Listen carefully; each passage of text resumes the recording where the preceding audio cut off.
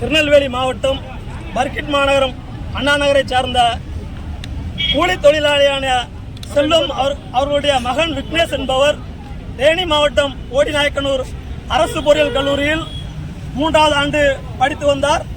கடந்த 13/2/2025 மாணவனுடைய பெற்றோருக்கு உங்களுடைய மகன் விக்னேஷ் இறந்துவிட்டதாக தகவல் சொல்கிறார்கள்.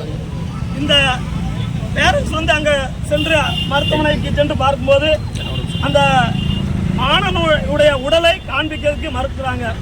அந்த தாய் தந்தையர் அவங்களுடன் சென்று முறையிடும் பொழுது உங்களுடைய மகன் எறும்பு கடித்ததனால் இறந்தார் என்ற தகவலை அவர்கள் சொல்கிறார்கள். உடனடியாக அந்த மாணவன் இறப்பிற்கு சந்தேகம் ஏற்பட்டு அங்கிருக்கக்கூடிய கல்லூரி முதல்வர் மீதும் விடுதி காப்பாளர் மீதும் அவர்களுடைய வழக்கு பதிவு செய்ய வேண்டும் என்று இவர்கள் கூறுகிறார்கள்.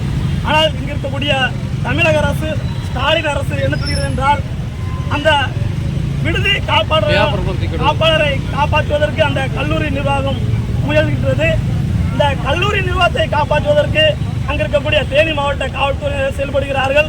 அந்த காவல்துறையை காப்பாற்றுவதற்காக அங்கிருக்கக்கூடிய மாவட்ட ஆட்சித்தலைவர் செயல்பட்டு வருகிறார்.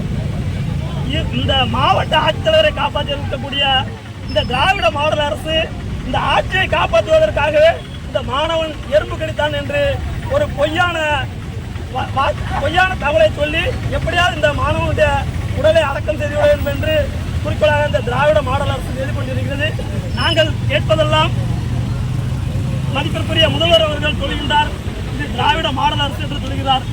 இந்த திராவிட மாடல் என்பது எங்களுக்கு ஒரு கேள்விக்குறியாக இருக்கிறது. என்னவென்றால், இந்த அரசில் தான் இப்படிப்பட்ட ஒரு எறும்பு கடித்து ஒரு மாணவன் இருக்கின்றான் என்ற ஒரு பொய்யான தகவலை இந்த ஸ்டாலின் அரசு சொல்லி மக்களை ஏமாற்றி கொண்டு வருகிறார்கள்.